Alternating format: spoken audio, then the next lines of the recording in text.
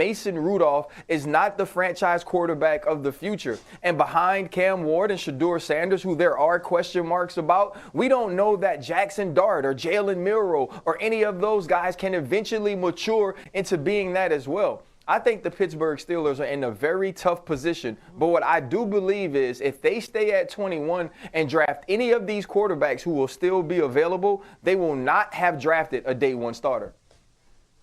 Yeah, Ryan, I'm with you. It is a difficult spot. The Pittsburgh Steelers, from what I keep hearing, are willing to wait on Aaron Rodgers, and if they have to wait for multiple weeks leading up to the draft, they will do so. They're still optimistic of their chances. Other people that have been in the quarterback market believe that maybe they have a wink-wink deal set up with Rodgers just because of the way that everything has played out and whether Rodgers goes to the Steelers or flirts with retirement. But the Steelers have done a lot of work on the draft-eligible quarterbacks this year. The feeling I get around the league is that whether it's this year or next year, they'll take one pretty high. And I don't want to oversell a team doing dinner with a player, but the Steelers do have a habit of drafting players they have dinner with. And so when they met with Alabama's Jalen Milroe, who's considered a high-end, project, if you could sit him for a couple years and he can learn an NFL offense and you can tailor things around him, he could be really good because of the upside. They did have dinner with Milroe, so maybe like a day two prospect, they could pull the trigger on a quarterback. I'll be quick here. I'm going to say the same thing about the Steelers that I have said in the past to female friends. If you have a wink-wink handshake deal with a man, but he's not willing to go public with you, he is not your man. And I do not love the fact that they're just sitting there waiting for Aaron Rodgers. Ryan, like what is happening here? What we're doing here. Listen, it makes me sick, right? Like we're sitting around like Aaron Rodgers is the Bachelor, and we're like, oh my gosh, please give me the final rose. That's not the way the Pittsburgh Steelers has ever worked, ever in the history of football. But I will say this to Jeremy Fowler: Coach Tomlin loves dinner. Coach Tomlin enjoys having dinner with these players so he can sit around and chop it up. And so if we're going to sit here and say the quarterbacks that Mike Tomlin has dinner with are the guys he's going to pick, then he's going to take Riley Leonard too, because he went to dinner with all of the Notre Dame guys as well.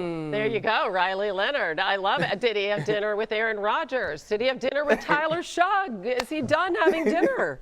It really is like The Bachelor, isn't it? Ain't nothing wrong with liking to eat. Hey, we talking about dating. Sometimes you got to take as many shots as you can and just hope to hit one. Yeah, it's like quarterback Bachelor. It really is. I love it. Yeah, we're going on multiple dates. Steelers quarterbacks ranked 24th in total QBR over the last two seasons. Just gonna put a bow on that. All right, new on NFL Live. Colorado has signed Deion Sanders to a 5-year, $54 million contract extension that runs through the 2029 season. Highest paid football coach in the Big 12, among the top 10 highest paid head football coaches in the country. It's an unbelievable story. RC, so his buyout is $12 million this year. It's $10 million next year. It kind of drops from there on a sliding scale. What do you think about this deal for Deion? Listen, I think it's smart for the Colorado Buffaloes. Deion Sanders hasn't just changed the football program at Colorado. He's changed the school. He's changed the excitement in attending the school. All of y'all know this, bro. People want to come to LSU because they want to go to football games. Now, they're going to get an education, but it's like I say all the time, Education is first and football is second. And you see the number one is when I said football. And that's exactly what Colorado is doing. They're making sure that program continues to move in the right direction and that Deion Sanders is secure. So now those guys that he's recruiting expect him to be there coaching that team for the foreseeable future. Yeah, obviously that's critical. But we've heard, flirtations with the NFL. Jeremy, is there any there? This always felt like the expected outcome with Deion Sanders because a lot of people I've talked to around the league weren't necessarily buying the NFL smoke, that the Dallas Cowboys situation wasn't quite real. The best fit for him was probably the Las Vegas Raiders, but they pivoted to Pete Carroll pretty early in the process. And so, his skill set and his ways of motivating young athletes is so good and tailored for the college game. Not that it can't work in the NFL game by any stretch, but it just seemed like he's such a good fit for Colorado right now that at least around the league, that was the expected outcome. Yeah, I love what he says. I'm blessed, not stressed. All right. Now, I know it's so good, isn't it? and the top 10 pick as we welcome you all into NFL Live on a Friday. We have Mina Kimes, we have Ryan Clark, we have Jeremy Fowler, we have Matt Miller. It's a full house and lots to get to. Let's start with Carter, who is spending time with the teams at the top of the draft. He had dinner with Browns owner Jimmy Haslam and GM Andrew Berry last night. Going to meet with the Giants as well at State College. Now, as agent Drew Rosenhaus said, he may work out for teams down the line. During medical testing at the Combine, it was that foot stress reaction that was revealed. He opted out of surgery, was recently cleared to resume training. Brooke Pryor caught up with Carter today. How difficult was it to make the decision to not work out here, especially after seeing guys your whole career come through and have their pro days? Yeah, it was definitely my intention to come out here and compete, work out with my guys. But just talking to my team, making sure we're making the best decision for me. Wasn't able to work out, but I'm out here supporting my guys, so it's all good for me. I know at the Combine you made your pitch that you should be the #1 pick overall. It's been a month. What's your pitch now? Why should you be picked over a quarterback? Yeah, I'm still confident #1. I feel like my impact on the game, I can impact the game just as much as a quarterback, if not more. Just look out throughout the history of the NFL. All the great teams who won Super Bowls had that great standout defensive player or defensive team overall, and I feel like I could be a help to that, a defensive player who can take over a game, especially when you need me the most. Did you give that pitch to the Browns last night at dinner? Oh, yeah, they know what I bring. That's why they out here supporting me, coming out to see me. They know what I can bring to the table. Yeah, well, this is what he brings to the table. It's a lot. A surefire pick. A force at Penn State. 23.5 tackles for loss. That led the nation. He ranked 3rd in pressure rate. He also had 9 games with multiple sacks. That was the most by any Big Ten player over the last 5 seasons.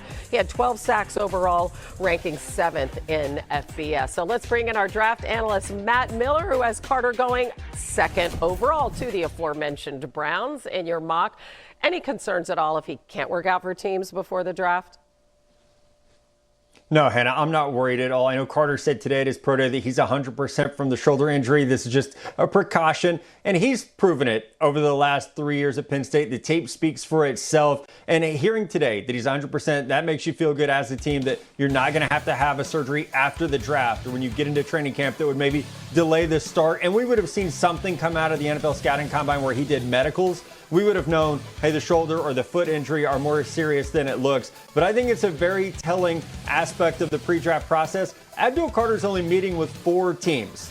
The Tennessee Titans, the Cleveland Browns, the New York Giants, the New England Patriots. Those are the teams that have picks 1, 2, 3, and 4 in the first round of the NFL draft. So he obviously feels very comfortable and confident that he'll be drafted in the first 4 picks, as he should be, because I do think he's the best player in this draft. And he said it great. A pass rusher can impact the game in so many ways. He showed that even when hurt. If you go back to the bowl game against Notre Dame, he took over that game with one shoulder. So, guys, I don't have any concerns at all. Yeah, Matt said the tape speaks for itself. I'll describe the experience of watching his tape. He wins so quickly that you constantly have to rewind and slow it down to try to see how did he win so quickly, because he does it with his first step, which is explosive. He's got such a nasty stutter step. His footwork is tremendous. He has speed. He has bend. He has power. He has a great pass rush plan that I think is going to continue developing in the NFL. The only questions I have about him, aside from the health ones, are really just size related, and I think that would probably be the only thing that separates him from maybe some of the truly elite edge prospects of the last decade or so. But make no mistake, this is the best pass rusher in the draft. He is arguably the best player in the draft. Any team of those top 4 would be lucky to have him. Yeah, can you imagine him paired with Myles Garrett? In the meantime, the Browns star weighed in on Cleveland's quarterback situation. Any team that's going to go far needs a quarterback and one that's young, can learn, is willing to be patient with the process, and there's going to be some bumps in the road. There's going to be some learning pains, but us as a team, as an organization, has to be able to be a landing pad for him, to fall back on, and being able to be on the defensive side and help him out whenever things go wrong. Okay, not for nothing, but I really like his jacket. He looks really sharp there. $40 million a year will get you a good jacket. There you go. You can get some good threads for that. What's